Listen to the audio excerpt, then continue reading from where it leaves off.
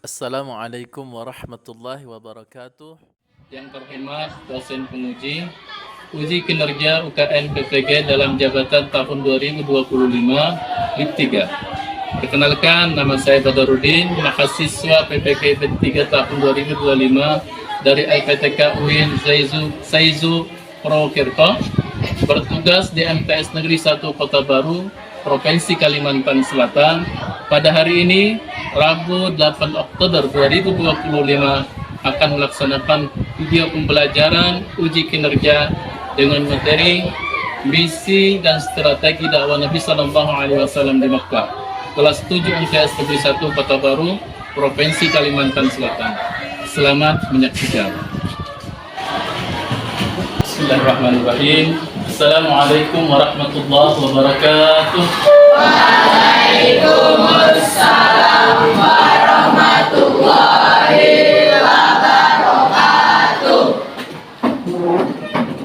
Apa kabar hari ini? Alhamdulillah. Masih semangat dalam suasana siang hari ini?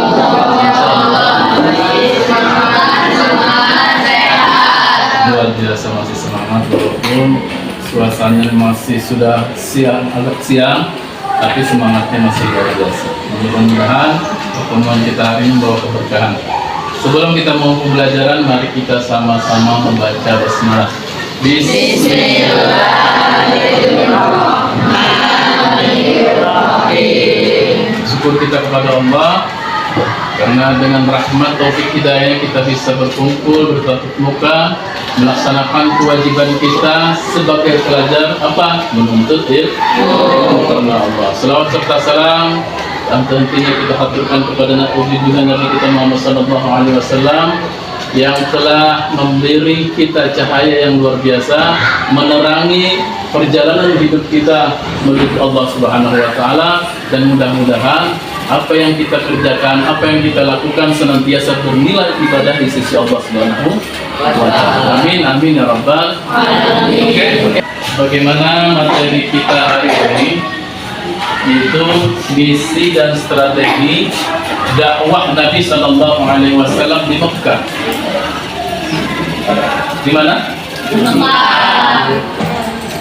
Sebelumnya kita sudah mempelajari tentang pertama kali Nabi Sallallahu Alaihi Wasallam diangkat menjadi Nabi dan Rasul. Wahyu yang pertama diturunkan oleh Allah Subhanahu Wa Taala melalui perantara malaikat Jibril. Mana? Di Gua Hira ada namanya Bukit. Sekarang kita masuk pada misi dan strategi dakwah Nabi Sallallahu Alaihi Wasallam yang melatar belakangi dakwah Nabi Sallallahu Alaihi Wasallam apa? Yang pertama, kegelapan akidah, yang dimana penduduk Arab pada waktu itu tidak mengenal akan Allah Subhanahu Wa Taala. Yang mereka sembah adalah berhala-berhala. Yang kedua, yang melatar belakang Nabi Sallallahu Alaihi Wasallam, akhlak yang tidak karuan, rusak, tidak mengenal apa itu baik. Yang mereka lakukan adalah maksiat, mabuk-mabukan, berzina, membunuh dan maksiat yang lainnya. Nah, misi dakwah Nabi Sallallahu Alaihi Wasallam yang pertama, menegakkan tauhid. Menegakkan tauhid yang tadinya tidak mengenal akan Allah Subhanahu wa taala, Nabi sallallahu alaihi wasallam kenalkan siapa Tuhan kita, yaitu Allah Subhanahu wa taala dengan kalimat tauhid la ilaha illallah. Artinya tidak ada Tuhan selain Allah. Nah, dakwah Nabi sallallahu alaihi wasallam mensucikan akhlak yang tadinya akhlaknya tidak karuan, mabuk-mabukan, berzuni, berzina dan sebagainya. Nabi praktekkan sebelum beliau sampaikan tentang akhlak, beliau praktekkan dalam hidup. Terus misi yang ketiga, mengangkat dan melindungi hak asasi manusia. Yang tadinya ketika anak perempuan lahir itu dikubur hidup-hidup. Nah, ini kan melanggar hak asasi manusia. Mereka tidak menerima kalau anak perempuan itu lahir, bunuh. Nah, kecuali laki-laki baru dimuliakan. Perempuan dizinahi dan sebagainya, dicaci maki dan sebagainya. Nah, ini melanggar hak asasi manusia. Nabi menyampaikan hal itu, bahwa hal itu adalah sesuatu yang sangat melenceng daripada ajaran Islam. Yang keempat adalah menegaskan akan adanya hari kiamat. Mereka tidak mempercayai hari kiamat itu. Nah, jadi Nabi SAW menjelaskan tentang hari kiamat, bahwa setelah hidup ini ada kematian, dan setelah kematian ada perbangkitan, di mana kita dibangkitkan untuk apa? Mempertanggungjawabkan kehidupan kita selama hidup. Strategi dakwah Nabi SAW. Bagaimana strategi Nabi SAW untuk menyampaikan dakwah ini? Sulit sekali. Berapa tahun Nabi berdakwah di Mekah? Berapa tahun? Kurang lebih 13 tahun. Waktu, bukan waktu yang sebentar itu. Tapi Nabi SAW menyampaikan dengan cara bertahap. Dengan cara bertahap. Ada dua tahap. Tahap pertama dengan sirriyah, atau berdakwah secara sembunyi. Oke, sebelum Bapak lanjut, kita dengarkan video dulu sebentar tentang strategi dakwah Nabi SAW. Sebentar. Video tentang strategi dakwah Nabi SAW.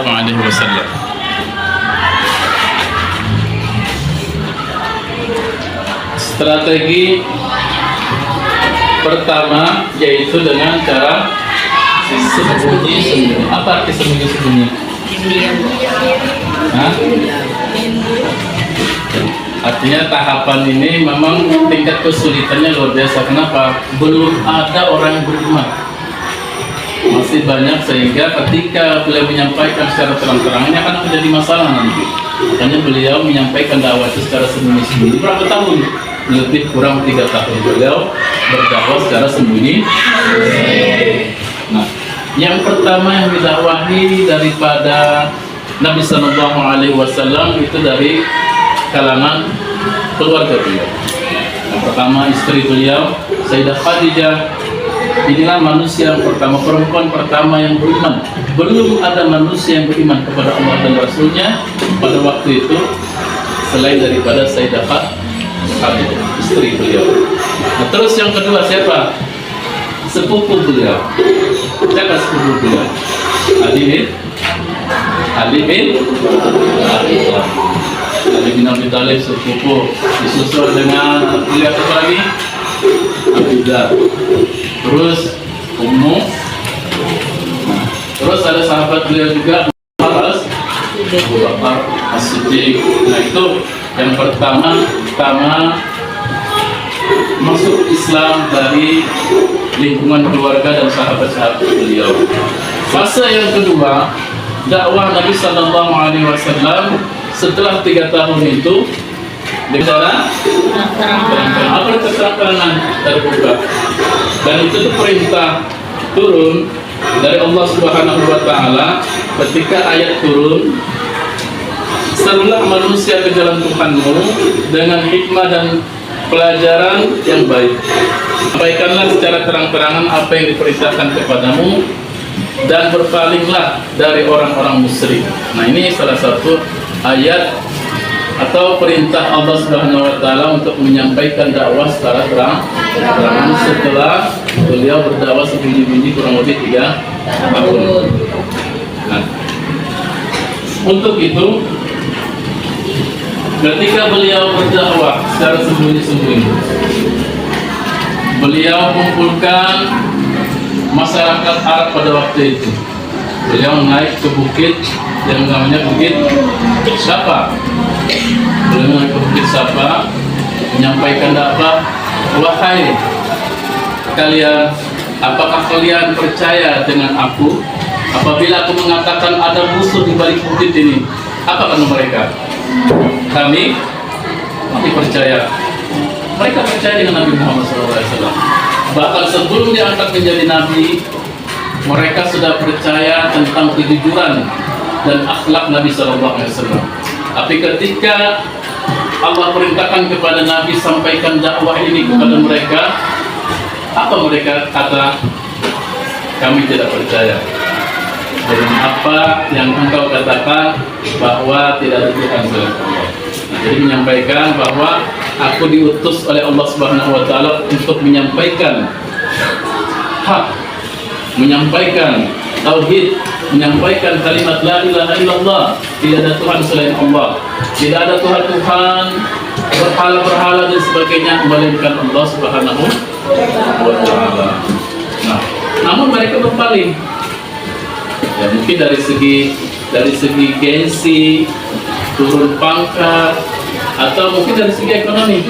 Karena ketika mereka membuat patung-patung itu dari kayu, dari batu, dari tanah, bahkan dari adonan roti, itu menghasilkan.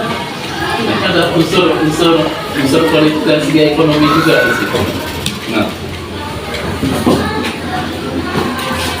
dari dakwah Nabi Sallallahu Alaihi Wasallam banyak yang dicoba oleh Nabi Sallallahu Alaihi Wasallam. Ada cemoohan, siksaan fisik, tidak ada keenakan sampai beliau berdakwah di Makkah itu 13 tahun selama di Makkah. Nah, mungkin sampai di sini ada pertanyaan dari kalian? Ada pertanyaan daripada materi yang Bapak sampaikan tadi? Paham kira-kira? Insyaallah. Paham? Insyaallah. Oke. Tantangan dakwah Nabi Sallallahu Alaihi Wasallam yang Bapak katakan tadi ada beberapa tantangan. Itu tadi Nabi dicemooh, Nabi dilempar. Ketika dakwah di Taif dilempar dengan apa?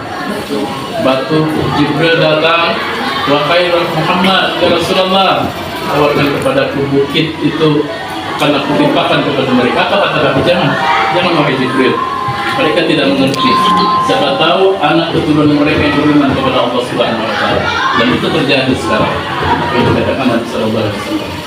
Artinya beliau tetap memikirkan bagaimana ke depannya daripada negeri Taif pada waktu itu. Nah, terus keteladanan dan dakwah Rasulullah sallallahu alaihi wasallam. Oke, sebelum kita lanjut, mungkin ada tugas kalian siapkan dulu satu kotak.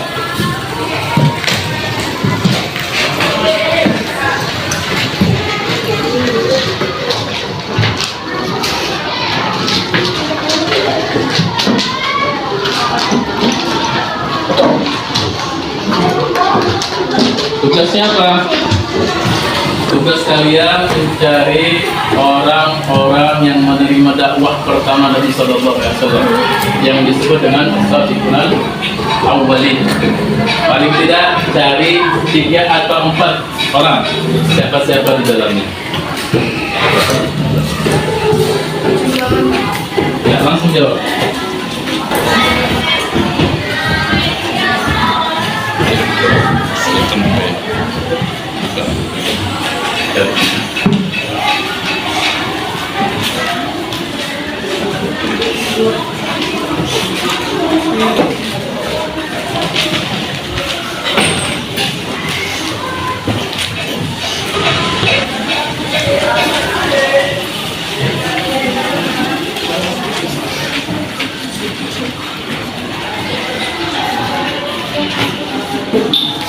Bagaimana dengan tugasnya, sudah selesai? Sudah.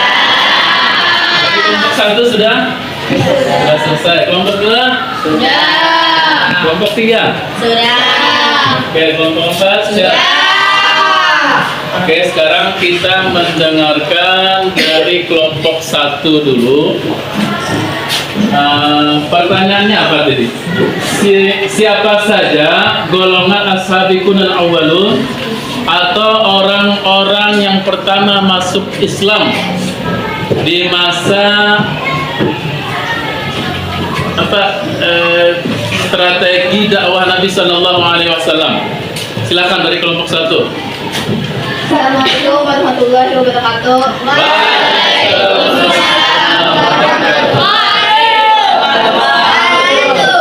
Kami dari kelompok 1 akan menjelaskan golongan yang disebut dengan as-sabiqunal awwalun, yaitu diantaranya pertama, perempuan pertama Khadijah binti Khuwailid, yaitu istri dari Rasulullah. Istri Nabi Sallallahu Alaihi Wasallam sendiri. Oke. Terus yang kedua. Yang kedua, anak laki-laki pertama Ali bin Abi Thalib. Keponakan, sepupu, bukan keponakan, sepupu Nabi Sallallahu Alaihi Wasallam, Ali bin Abi Thalib. Terus. Oke, selanjutnya kelompok 2. Dari kelompok 2 sebelah kiri Bapak. Siapa yang berbicara? Nah, perkenalkan nama, salam perkenalkan nama dulu ya. Oke. Assalamualaikum warahmatullahi wabarakatuh.